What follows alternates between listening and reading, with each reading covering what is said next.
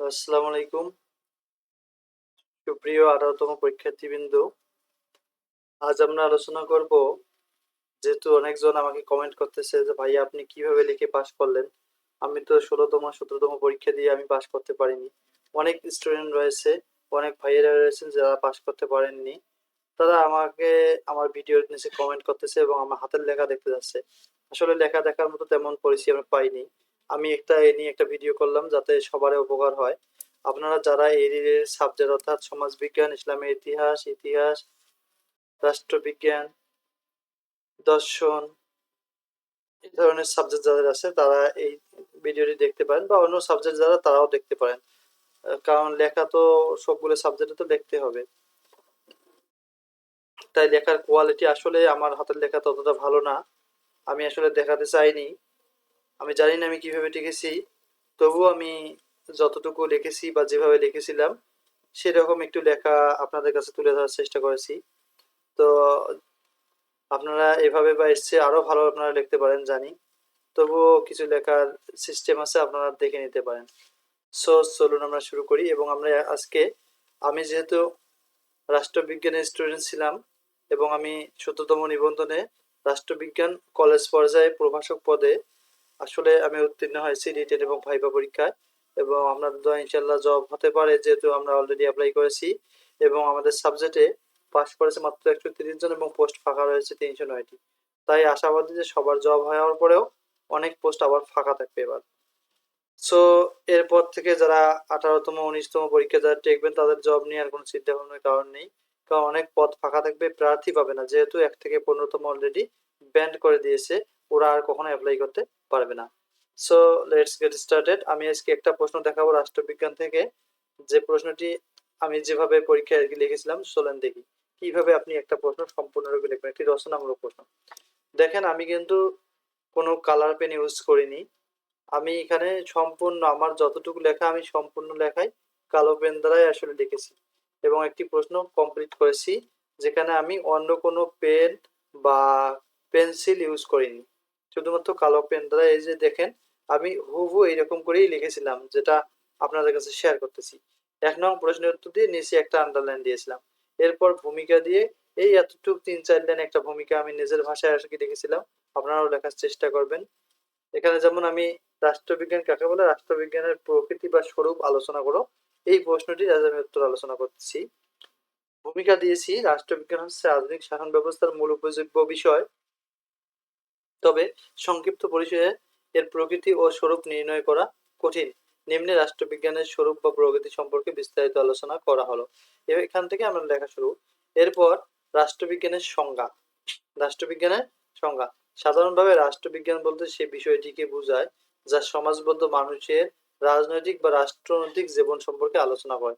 দেখেন এরকম লেখায় আর কি লেখা হয়েছিল। আমার লেখা তেমন ভালো না, তবে লেখাগুলো স্পষ্ট যেন ধরা যায় সেভাবে লিখবেন একটু হলেও। আপনাদের লেখা আশা করি আরো ভালো রয়েছে এসছে।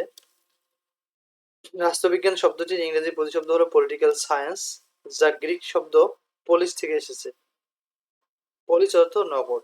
গ্রিক বানানটা কিন্তু দীর্ঘিকার হবে। আমি স্টিকার দিয়েছি এই কারণে যে আমি পরীক্ষার মধ্যে অনেকগুলো বানান ভুল করেছিলাম। আসলে বানান ভুল করেছি জন্য কি আমি কাটা দেবো? কেন? পরীক্ষক তো আমার খাতা সম্পূর্ণ পড়বেন না। আমি তো জানি তারা শুধু আমার লেখার কোয়ালিটিটা অথবা সংখ্যা বা আমাদের পয়েন্টগুলো দেখতে পারে। তিনি তো আর সব প্রশ্ন পড়বেন না। তাই যদি আপনাদের লেখার মাঝে কোথাও কোনো অক্ষর ভুল হয়, স্টিকারে যা দীর্ঘিকার দিয়েছেন, আবার একটা অক্ষর ধরে ভুল হয়, তখন এইভাবে রেখে দিবেন। ভুল আছে ওখানেই থাক। কাটা দিলে তো পরীক্ষকের চোখ ওখানে পড়বে। তাই দেখেন কাটাকাটি না করার চেষ্টা করবেন। যা গ্রিক শব্দ পোলিস থেকে এসেছে। পোলিস অর্থ নগর। আর সুতরাং আমরা বলতে পারি যে নগর রাষ্ট্র সম্পর্কে এবং নগর রাষ্ট্রের যাবতীয় সমস্যা ও এর সমাধান নিয়ে যে শাস্ত্র আলোচনা করে তাকে রাষ্ট্রবিজ্ঞান বলে। তাহলে আমরা এরকম একটা সংজ্ঞা দিলাম। এরপরে নিম্নে রাষ্ট্রবিজ্ঞানের প্রামাণ্য সংজ্ঞা দেওয়া হলো। দেখেন আমার যখন পেজটা যখন লেখা শেষ হয়েছে তখন কিন্তু আমি পিটিও কথাটা লিখেছি, আপনারাও লিখতে পারেন এটা। এরপরে দেখেন আমরা রাষ্ট্রবিজ্ঞানের প্রামাণ্য ৩-৪টি সংখ্যা আমরা প্রামাণ্য সংখ্যা দেব। আপনার সমাজবিজ্ঞান, রাষ্ট্রবিজ্ঞান, ইতিহাস যে রিলেটেড আসুক সংজ্ঞা, আপনি এরকম করে প্রামাণ্য সংজ্ঞা। অধ্যাপক গিলক্রিস্টের মতে রাষ্ট্রবিজ্ঞান রাষ্ট্র ও সরকার নিয়ে আলোচনা করবে। অধ্যাপক গেটেলের মতে রাষ্ট্রবিজ্ঞান রাষ্ট্রের অতীত, বর্তমান ও ভবিষ্যৎ নিয়ে আলোচনা করে। এই প্রশ্নটি আসলে 18তম নিবন্ধন পরীক্ষার্থীদের জন্য খুবই ইম্পর্টেন্ট। আপনারা চাইলে এখান থেকে এটা নোট করতে পারেন। এটি আমি দিগদর্শন এবং আমার অন্য একটি বোর্ড বই রয়েছে, সেখান থেকে দুটি বইয়ের সমন্বয়ে আসলে এটা আমি লিখেছি। বার্জেসের মধ্যে রাষ্ট্রবিজ্ঞান হলো স্বাধীনতা ও সার্বভৌমিকতার বিজ্ঞান। এভাবে আপনি তিনটি সংজ্ঞা দিতে পারেন, যেমন দার্শনিকের নাম এবং সংজ্ঞা তিনটি যেন হুবহু বইয়ের ভাষায় মেলে, যেন কোথাও ভুল না হয়। সংজ্ঞা তিনটি আপনারা নিজের ভাষায় না দেওয়ার চেষ্টা করবেন। এরপরে রাষ্ট্রবিজ্ঞানের প্রকৃতি বা স্বরূপ, যে প্রশ্নটি মূল প্রশ্ন, ওখানে বলা আসলো রাষ্ট্রবিজ্ঞান কাকে বলে, সেটা তো হলো, এখন বলছে রাষ্ট্রবিজ্ঞানের প্রকৃতি বা স্বরূপ। নিম্নে রাষ্ট্রবিজ্ঞানের প্রকৃতি বা স্বরূপ সম্পর্কে বিস্তারিত আলোচনা করব। দেখেন আমি এখানে আন্ডারলাইন দিয়ে এভাবে লেখা শুরু করেছিলাম। এখন আমরা পয়েন্ট শুরু করব। মানুষের চিন্তা চেতনা। রাষ্ট্রবিজ্ঞানের মূল আলোচ্য বিষয় হলো মানুষ। রাষ্ট্রবিজ্ঞান মানুষের বিবেক, ধ্যান ধারণা, চিন্তা চেতনা ইত্যাদি বিষয়ের উপর আলোচনা হয়। এই ভেতরটুকু কিন্তু আমি বানিয়ে বানিয়ে লিখলাম। এখন আর একটা পয়েন্ট আমাদের হলো, এখন আমি 2 নম্বর পয়েন্ট দিচ্ছি এখানে, পলিসি বিজ্ঞান।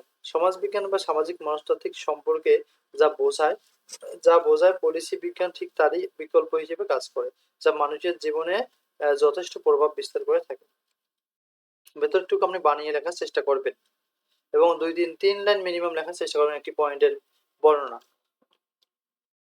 উদার প্রকৃতির। রাষ্ট্রবিজ্ঞান হলো উদার প্রকৃতির। এর কারণ হলো রাষ্ট্রবিজ্ঞান মানুষের সামাজিক, রাজনৈতিক, সাংস্কৃতিক ও মানসিক দিক সম্পর্কে বিস্তারিত আলোচনা হয়। তিনটে প্রশ্ন আমার পয়েন্ট আমাদের হলো। 4 নম্বর পয়েন্ট, অনানুষ্ঠানিক বিষয়। রাষ্ট্রবিজ্ঞান শুধুমাত্র আনুষ্ঠানিক বিষয় সম্পর্কে না, অনানুষ্ঠানিক বিষয় সম্পর্কে যথেষ্ট আলোচনা করে থাকে, যা রাষ্ট্রীয় জীবনে সুফল বয়ে আনে। পরিবর্তনশীল প্রকৃতি। রাষ্ট্রবিজ্ঞান সব ধরনের পরিবর্তনে নিজের স্থান থেকে সহায়ক ভূমিকা পালন করে থাকে, যা রাষ্ট্রীয় কল্যাণ সাধন করে থাকে। 5টা পয়েন্ট আমাদের কিন্তু হয়ে গেল। এখন আমরা দেবো 6 নম্বর পয়েন্ট, সরকারি নীতি। সরকারি বিভিন্ন নীতি বাস্তবায়নে রাষ্ট্রবিজ্ঞানের যথেষ্ট ভূমিকা রয়েছে। গোষ্ঠী, সংস্থা ও আদিবাসীদের মাঝে বিভিন্ন সরকারি নীতি লক্ষ্য করা যায়। এইরকম লাইক দিস। সার্বভৌমিকতা। সার্বভৌমত্ব হলো রাষ্ট্রের চরম, চূড়ান্ত এবং অবাধ ও নিরঙ্কুশ ক্ষমতা। আপনার মস্ত রাখতে হবে, কারণ ভাইবা বা যে কোনো পরীক্ষায় এটা আসে, সংক্ষিপ্ত প্রশ্ন আসে সার্বভৌমত্বকে, যা রাষ্ট্রীয় কল্যাণ সাধনে সুষ্ঠুভাবে প্রয়োগ করা। সরকার। সাধারণত রাষ্ট্র পরিচালনায় নিয়োজিত কর্মচারীগণকে সরকার বলা হয়। সরকারের কাজ হলো দেশের যাবতীয় সমস্যা সমাধানে কার্যকরী পদক্ষেপ গ্রহণ করা। 8টা পয়েন্ট আমাদের হলো। আপনারা লক্ষ্য করেন পয়েন্টের পর কতটুকু স্পেস দিয়েছে, আপনারাও একটি স্পেস দিয়ে লেখার চেষ্টা করবেন। রাজনৈতিক দল। রাজনৈতিক দল গঠনে ও এদের সঠিক প্রয়োগে রাষ্ট্রীয় কল্যাণ সাধিত হয়। রাজনৈতিক দলসমূহের লক্ষ্য হলো রাষ্ট্রীয় বিভিন্ন কার্য পরিচালনা করা ও জনমত গ্রহণ করা। আমাদের 9টা পয়েন্ট অলরেডি হয়ে গেছে। 10 নম্বর পয়েন্ট, আইন। আইন সন্ত্রাস নির্মূল ও বিভিন্ন ধরনের অবৈধ কার্যরোধ কল্পে নির্মিত হয়েছে, যার মাধ্যমে রাষ্ট্রীয় শৃঙ্খলা সুষ্ঠু ও নীতির উপর প্রতিষ্ঠিত হয়। সংবিধান। রাষ্ট্রবিজ্ঞান পাঠে সংবিধান সম্পর্কে বিশদ ধারণা লাভ করা সম্ভব। সংবিধান হল রাষ্ট্র পরিচালনার মূলনীতি। এগুলো সব আমাদের কিন্তু নিজের বানা, এগুলো আমি বইয়ের ভাষা থেকে নেই, শুধু পয়েন্টটা হয়ে নিয়েছি। অধিকার। রাষ্ট্রীয় কল্যাণ জনগণের মৌলিক ও সামাজিক অধিকারের মধ্যে নিহিত থাকে, যার মাধ্যমে রাষ্ট্রীয় কল্যাণ সাধিত হয়ে থাকে। উপসংহার। উপরের আলোচনার প্রেক্ষিতে এ কথাই প্রতীয়মান হয় যে রাষ্ট্রবিজ্ঞান হলো দিক নির্দেশনামূলক একটি বিজ্ঞান, যে বিজ্ঞান পাঠে আমরা সামাজিক, রাজনৈতিক, সাংস্কৃতিক ও মানবিক ধারণা সম্পর্কে জানতে পারি। তা আশা করি আপনারা বুঝতে পারছেন যে আসলে কিভাবে আমি লিখেছিলাম। আমি আবার একটু রিপিট করে দেখাচ্ছি প্রথম থেকে। কয়টি পেজ আমি লিখেছিলাম, আমি লিখেছিলাম 5টি পেজ, আপনারা দেখতে পারেন। এই যে 1 নম্বর পেজ, আমি আবার স্ক্রল করে দেখাচ্ছি আপনাদের। 1 নম্বর প্রশ্নের উত্তর, ভূমিকা এতটুকু লিখছি। 4 লাইন 5 লাইনের মধ্যে ভূমিকা শেষ করবেন। এগুলো 1 পেজ ভূমিকা লিখে এগুলো লেখার কোনো প্রয়োজন নেই। আপনারা এই টপিকগুলি ফলো করুন, ইনশাআল্লাহ রেজাল্ট আপনাদের ভালো আসবে। তারপর রাষ্ট্রবিজ্ঞানের একটা সংজ্ঞা আপনি বানিয়ে লিখবেন, রাষ্ট্রবিজ্ঞান কোথা থেকে উদ্ভূত দিলাম একটু। এরপর প্রামাণ্য সংজ্ঞা। 1 নম্বর পেজ আমার শেষ। এখন দ্বিতীয় পেজে আমরা যাচ্ছি, যে প্রামাণ্য সংজ্ঞা। এখানে আমরা 3টি প্রামাণ্য সংজ্ঞা দিয়েছি। এরপরে এখানেই লেখা শুরু করছি মূল টপিকগুলো। দেখেন একটি মানে পয়েন্ট আমরা কতটুকু লিখেছিলাম। তারপরে এই পেজে দেখেন এই যে 2 নম্বর পয়েন্ট, 3 নম্বর, 4, 5 এরকম করে আপনারা লিখবেন আশা করি। এর থেকে লেখা আপনাদের ভালো হবে, তবে এই ফাঁকা লেখা যেন কাটাকাটি না হয় সেদিকটা একটু লক্ষ্য রাখবেন। দেখতেছেন আমাদের লেখা এইভাবেই লিখলে যেহেতু আমার রেজাল্ট আসছে, আপনাদের রেজাল্ট আসবে। So carry on like this way. 9টা পয়েন্ট হলো, আমার সময় না থাকলে আমি 10টা পয়েন্টের মধ্যে শেষ করব। আমি 11টা 12টা লেখার চেষ্টা করবো আর কি। এভাবে উপসংহারে অল্প একটু দেখবেন। সো যদি ভালো লাগে প্লিজ সাবস্ক্রাইব করবেন এ ধরনের তথ্যবহুল রিটেন সম্পর্কে কিছু ভিডিও নিয়ে আমি সামনে আরো আসবো, এবং কঠোর পরিশ্রম করবো এই রিলেটেড আপনাদের যাতে উপকার হয়। যদি আপনাদের একটু উপকার হয়ে থাকে, প্লিজ সাবস্ক্রাইব করবেন আমার চ্যানেলটি, এবং কমেন্ট করবেন এবং শেয়ার করবেন, যাতে অন্যরা দেখে একটু হলেও ধারণা উপলব্ধি করতে পারে। Thank you for watching, see you another video.